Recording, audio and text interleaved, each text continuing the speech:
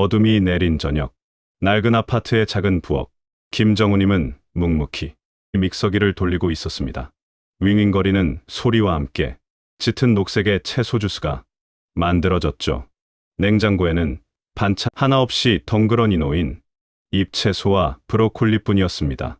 얼마 전 의사에게서 암 진단을 받은 후 그는 모든 것을 바꿔야 한다고 믿었죠. 인터넷에서 본 수많은 정보들이 그의 머릿속을 가득 채웠습니다. 탄수화물은 암의 먹이다. 고기는 절대 먹으면 안 된다. 오직 채소와 물만 먹어야 한다는 말들이었죠. 여보, 오늘 저녁은 그냥 밥 먹어도 되지 않을까? 아내 박영희 님이 조심스럽게 물었습니다. 정우님은 묵묵히 주스잔을 들고 말했죠. 당신도 건강해야 하니 이걸 마셔요. 탄수화물은 암세포를 키운다고 하잖아요. 병이 나으려면 이 정도 고통은 감수해야지. 영희님은 남편이 삐쩍 말라가는 것을 보며 가슴이 아팠습니다. 활기 넘치던 남편은 사라지고 오직 병마와 싸우는 환자만 남은 것 같았죠. 하지만 영희님은 차마 잔을 들 수 없었습니다. 남편과 똑같이 채소 주스만 마시던 그녀의 몸도 이미 기운을 잃어가고 있었기 때문이죠. 얼마 전부터는 머리가 어지럽고 손끝이 떨리기 시작했습니다. 이건 정우님과 영희님만의 이야기가 아닐 겁니다. 사랑하는 가족을 위해 혹은 내 자신의 병을 이겨내기 위해 무조건적인 식단을 고집하고 계신 분들이 많으실 텐데요. 하지만 전문가의 도움 없이 무조건적인 식이요법을 따르는 것은 몸에 오히려 독이 될 수 있습니다. 여러분의 몸을 지키려다 오히려 망가뜨리고 있는지도 모르니까요. 이 영상을 끝까지 보시면 힘들고 지친 몸에 활력을 불어넣고 지혜로운 식단으로 병을 이겨낼 힘을 얻게 됩니다. 더 이상 불안해하거나 잘못된 정보에 흔들리지 않고 여러분의 몸이 진정으로 원하는 영양을 찾아 건강을 되찾을 수 있게 될 겁니다. 사랑하는 시청자 여러분, 구독과 좋아요를 눌러주시면 생활 속 알찬 건강 정보를 모두 무료로 받아보실 수 있습니다. 정우님은 절대 안 먹어야 하는 것만을 생각하느라 무엇을 먹어야 할지에 대한 해답을 찾지 못했습니다. 그래서 매일같이 채소만 먹었고 몸무게는 계속 줄어들었죠. 의사가 권장하는 건강식은 온데간데 없고 그에게 남은 것은 공포와 결핍뿐이었습니다. 잘못된 식단으로 힘든 싸움을 이어가던 정우님은 결국 영양실조로 쓰러지고 맙니다. 병원에 실려간 정우님을 보며 영희님은 눈물을 흘렸고 주치의는 그녀에게 의외의 이야기를 들려주었습니다. 정우님은 병으로 약해진 게 아닙니다. 영양소 부족 때문에 쓰러지신 겁니다. 암세포가 좋아하는 음식을 피하는 것도 중요하지만 우리 몸이 좋아하는 음식을 잘 챙겨 먹는 게 훨씬 중요합니다. 과연 정우님은 어떤 음식을 잘못 먹고 있었던 걸까요? 그리고 우리 몸에 진정으로 필요한 영양소는 무엇일까요? 이제부터 그 지혜로운 방법을 함께 찾아보겠습니다. 영양실조로 쓰러진 정우님을 보며 영희님은 자신이 지켜온 방법이 틀렸음을 깨달았습니다. 주치의 선생님의 설명은 마치 굳게 닫혔던 그의 마음을 열어주는 듯했습니다. 선생님은 탄수화물을 끊으면 안 된다고 힘주어 말씀하셨죠. 그동안 정우님이 철저히 피했던 바로 그 탄수화물에 대한 이야기였습니다. 많은 분들이 탄수화물은 암세포의 먹이라고 생각해서 무조건 끊으려고 하십니다.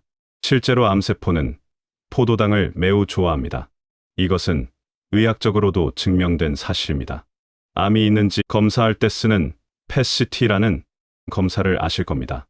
이 검사는 암세포가 포도당을 왕성하게 흡수하는 성질을 이용한 것입니다. 포도당에 특수한 물질을 붙여서 몸에 주입하면 암세포들이 포도당을 순식간에 빼앗아 먹습니다. 그러면 암세포가 있는 부위만 빛처럼 밝게 드러나는 원리죠. 이 설명을 들은 정우님은 고개를 끄덕였습니다.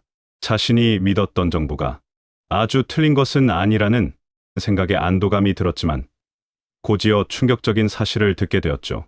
문제는 우리 몸의 정상 세포들도 포도당을 주 에너지원으로 사용한다는 겁니다. 힘이 센 암세포가 포도당을 독점해서 먼저 먹어버리면 우리 몸의 다른 세포들은 찌꺼기만 먹게 됩니다. 그래서 환자님들은 힘이 없고 몸무게는 계속 빠지는데도 암세포는 점점 커지는 상황이 생기는 겁니다.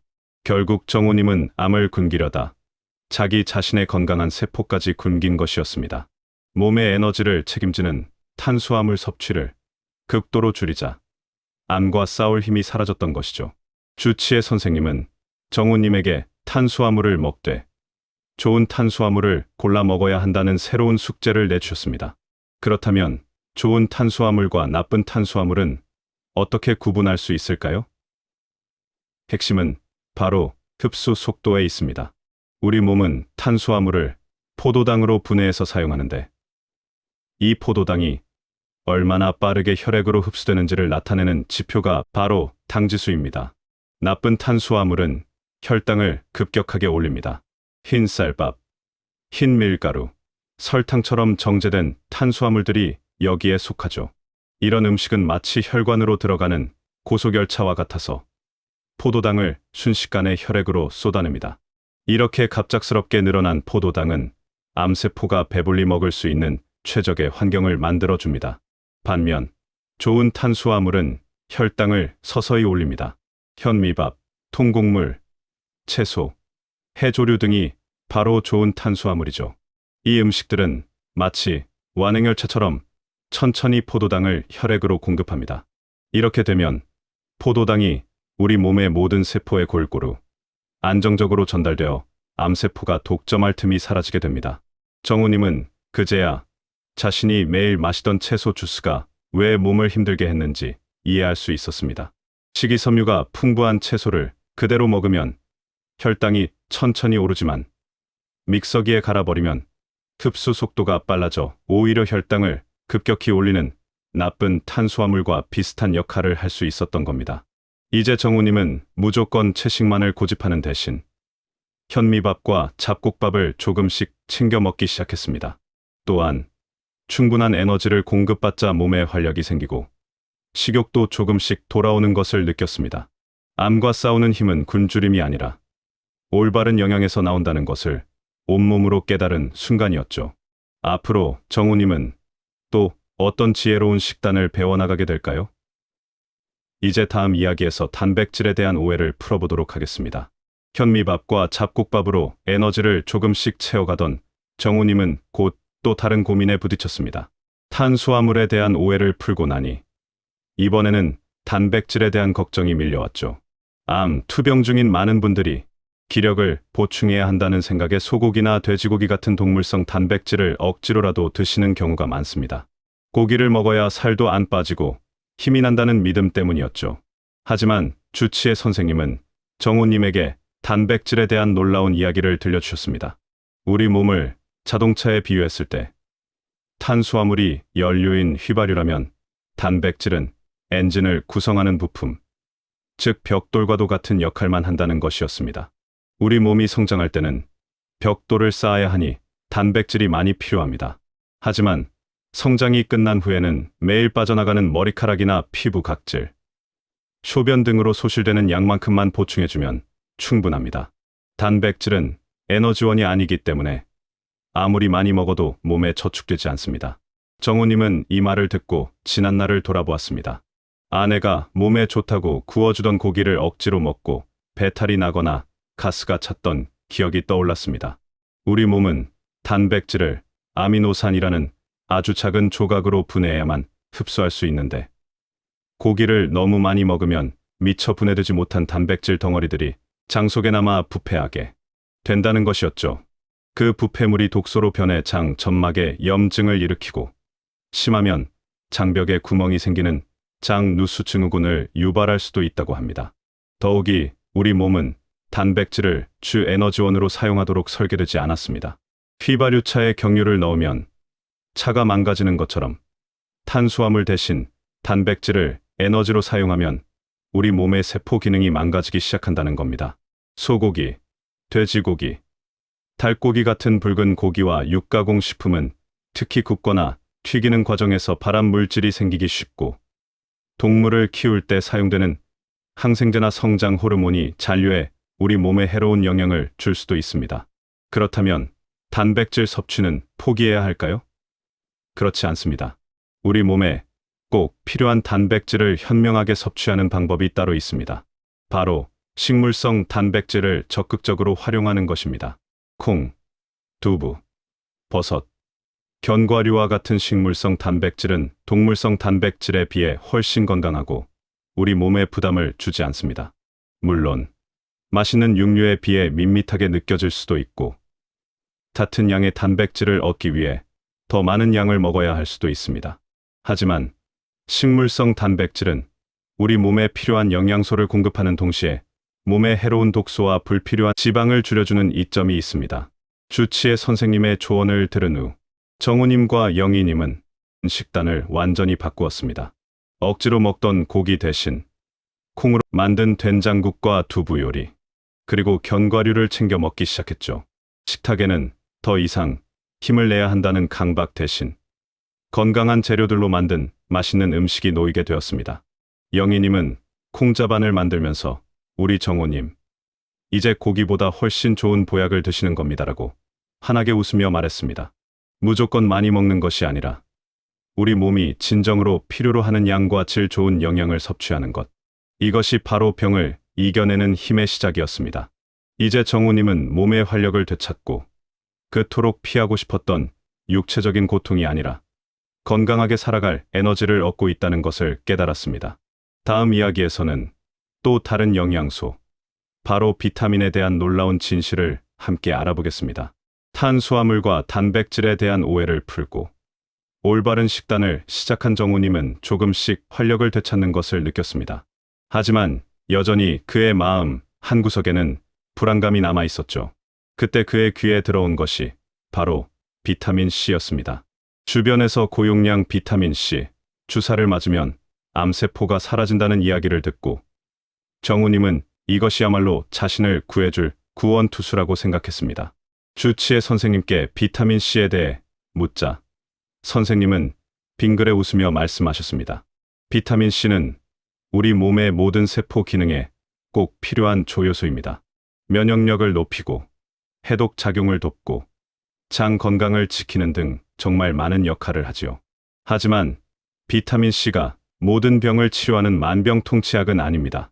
특히 암 치료에 있어서는 양날의 칼과 같아서 목적과 용량에 맞게 사용해야 합니다. 선생님은 비타민 C가 가진 두 가지 중요한 역할을 설명해 주셨습니다. 먼저, 저용량의 비타민 C는 강력한 항산화제 역할을 합니다. 우리 몸에 쌓이는 노폐물인 활성산소를 제거하고 세포를 보호하여 전반적인 건강 증진에 도움을 줍니다. 감기 예방이나 피로 회복을 위해 드시는 비타민 C가 바로 여기에 해당합니다. 하지만 고용량의 비타민 C, 특히 정맥 주사를 통해 투여되는 비타민 C는 완전히 다른 역할을 합니다. 일정 농도 이상이 되면 활성산소를 오히려 생성하여 암세포를 공격하는 항암제와 비슷한 기전을 보이게 되는 것이죠. 정상세포는 비타민 C가 만들어낸 활성산소를 중화시키는 효소를 가지고 있어 손상을 입지 않지만 암세포는 그런 효소가 없어 공격당하게 됩니다. 마치 암세포만을 찾아 공격하는 표적 치료제와 비슷한 역할을 하는 셈입니다. 정우님은 그제야 비타민 C에 대한 오해를 풀 수 있었습니다. 무조건 많이 먹는다고 암이 낫는 것이 아니라 용량과 투여 방식에 따라 역할이 달라진다는 것을 깨달은 것이죠. 주치의 선생님은 비타민 C는 항암 치료를 대신할 수 없으며 보완 대체요법으로 접근해야 한다고 강조하셨습니다. 항암 치료로 떨어진 면역력을 보충하고 항암제의 독성을 해독하며 암세포를 억제하는 목적으로 사용해야 한다는 것입니다. 그 이야기를 듣고 정우님은 며칠 동안 망설였던 항암 치료를 다시 시작하기로 결심했습니다. 이제 그는 비타민 C가 항암의 동반자이지 대체제가 될 수 없다는 것을 알았기 때문입니다. 올바른 영양 섭취와 비타민 C의 도움을 받으며 정우님은 항암 치료의 부작용을 훨씬 수월하게 이겨낼 수 있었습니다.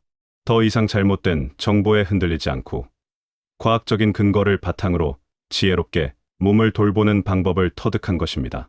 비타민 C에 대한 오해를 풀고 올바른 치료와 식단을 병행하며 정우님의 몸은 하루가 다르게 좋아졌습니다. 하지만 또 다른 문제가 불거졌는데 바로 양에 대한 것이었습니다. 주변에서 암은 소식해야 낫는다거나 굶어서 치료했다는 이야기를 듣고 정우님은 먹는 양을 극도로 줄이기 시작했죠. 몸에 독소가 쌓이지 않도록 하기 위해서였습니다.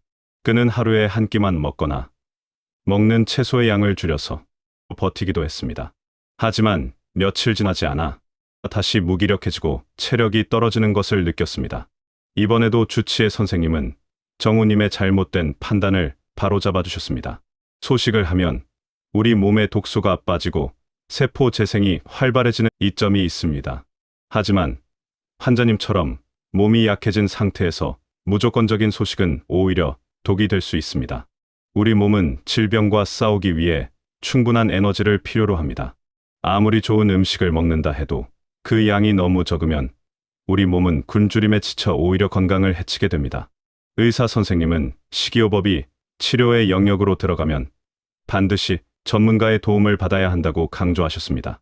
일반적인 건강식과 달리 질병을 치료하기 위한 식단은 환자의 상태에 맞게 짜여야 하고 부족한 영양소는 없는지 주기적으로 검사하며 보완해야 한다는 것이었습니다. 특히 정우님처럼 채소만 고집하는 극단적인 편식을 할 경우 필수 지방산이나 특정 비타민, 미네랄 같은 미세 영양소가 부족해져 심각한 건강 문제를 일으킬 수 있었습니다. 우리 몸이 돌아가기 위해서는 탄수화물, 단백질, 지방 같은 3대 영양소뿐만 아니라 다양한 비타민과 미네랄이 엔진 오일처럼 꼭 필요하기 때문입니다. 그때부터 정우님은 매 끼니마다 자신의 식단을 기록하기 시작했습니다. 그리고 의사 선생님이 추천해 주신 영양사와 상담하여 꼼꼼한 식단을 구성했죠. 현미밥, 두부, 콩, 그리고 여러 가지 색깔의 채소와 버섯, 해조류 등 다양한 재료를 골고루 섭취했습니다. 굶주림으로 인한 공포 대신 몸이 필요로 하는 영양분을 충분히 채워주는 즐거움을 느끼게 된 것입니다. 이제 정우님은 음식과의 싸움이 아니라 음식을 통해 건강과 활력을 얻는 방법을 깨달았습니다. 몸의 회복 속도는 놀랍도록 빨라졌고 그는 자신이 먹는 것이 곧 자신이 된다는 사실을 온몸으로 체감했습니다. 정우님의 몸 상태가 눈에 띄게 좋아지자 옆에서 지켜보던 아내 영희님도 활기를 되찾았습니다. 사실 영희님도 남편의 병간호에 지쳐 건강이 나빠지고 있었죠. 고혈압과 비만으로 고생하던 그녀는 남편과 함께 바뀐 식단을 따르기 시작했습니다. 놀랍게도 영희님의 고혈압 수치가 눈에 띄게 내려가고 체중도 줄어들었습니다. 식이요법이 정우님에게만 효과가 있었던 것이 아니었습니다. 의사 선생님은 이 현상이 매우 자연스러운 것이라고 설명해 주셨습니다. 많은 가족이 같은 병을 앓는 것은 유전자 때문이기도 하지만 생활 습관을 공유하기 때문이기도 합니다. 똑같은 음식을 먹고 똑같이 운동을 하지 않기 때문에 병이 함께 찾아오는 것이죠. 반대로 한 사람이 건강한 생활 습관을 갖게 되면 주변 사람들의 건강도 함께 좋아지는 선순환이 일어납니다. 정우님과 영희님은 단순히 나쁜 것을 피하는 데서 그치지 않았습니다. 집에서 직접 건강한 집밥을 만들어 먹고 매일 저녁 함께 산책을 하며 운동하는 것을 습관화했죠. 이전에는 텔레비전을 보며 과자를 먹거나 외식을 즐기던 시간들을 건강을 위한 투자로 바꾼 것입니다. 정우님은 이제 자신의 병이 혼자만의 싸움이 아니었다는 것을 깨달았습니다. 사랑하는 아내와 함께 그리고 가족의 응원 속에서 이뤄낸 변화였죠. 그는 자신이 먹은 좋은 탄수화물로 에너지를 얻고 그 에너지를 운동으로 소모하며 몸의 순환을 도왔습니다. 그렇게 몸은 점점 더 건강해졌고 암과 싸울 수 있는 단단한 토대를 마련할 수 있었습니다. 정우님은 더 이상 병원에 의지하는 환자가 아니었습니다. 그는 자신의 몸을 스스로 돌보는 지혜로운 사람이 되었죠. 무조건적인 제한과 공포가 아니라 올바른 지식과 지혜를 통해 건강을 되찾은 그의 이야기는 많은 분들에게 깊은 울림을 줄 것입니다. 식이요법은 단순히 무엇을 먹고 먹지 않는가의 문제가 아니라 삶의 방식을 바꾸는 가장 중요한 첫걸음이라는 것을 깨달았기 때문입니다. 사랑하는 시청자 여러분, 지금까지 김정우님의 이야기를 통해 암을 이겨내는 지혜로운 식이요법에 대해 알아보았습니다. 정우님은 한때 암세포를 굶기겠다며 자신마저 굶겨 영양실조로 쓰러졌습니다. 하지만 올바른 지식을 통해 음식을 대하는 태도를 완전히 바꾸었고 결국 건강을 되찾을 수 있었죠. 그의 이야기가 우리에게 주는 핵심적인 교훈은 세 가지로 요약할 수 있습니다. 첫째, 무조건적인 제한보다 올바른 선택이 중요합니다. 탄수화물은 암의 먹이이기도 하지만 우리 몸의 가장 중요한 에너지원이기도 합니다. 흰쌀밥과 흰밀가루 같은 나쁜 탄수화물을 피하고 현미와 잡곡, 채소 같은 좋은 탄수화물을 섭취하여 우리 몸의 건강한 세포에 충분한 에너지를 공급해야 합니다. 둘째, 무엇을 먹느냐보다 어떻게 먹느냐가 중요합니다. 단백질도 무조건 많이 먹는 것이 아니라 몸에 꼭 필요한 양만큼 식물성 단백질 위주로 골고루 섭취해야 합니다. 비타민C 또한 치료 목적에 따라 용량을 조절하고 항암의 보조제 역할로 활용하는 지혜가 필요합니다. 셋째, 건강은 혼자가 아닌 함께 만들어가는 것입니다. 식이요법은 극단적인 편식이나 일시적인 이벤트가 아닙니다. 가족과 함께 건강한 집밥을 먹고 함께 운동하는 생활 습관을 통해 비로소 진정한 건강을 이룰 수 있습니다. 음식은 우리 몸에 병을 주기도 하지만 치유의 약이 되기도 합니다. 하지만 음식만으로 모든 병을 치료할 수 있다는 생각은 위험합니다. 현대의학의 도움을 받으면서 올바른 식단과 생활 습관으로 스스로의 몸을 돌보는 지혜를 갖는 것, 그것이 바로 건강을 지키는 가장 확실한 방법입니다. 더 이상 불안해하거나 잘못된 정보에 흔들리지 마십시오. 우리 몸이 진정으로 원하는 영양을 찾아 건강한 삶을 누리시기를 바랍니다.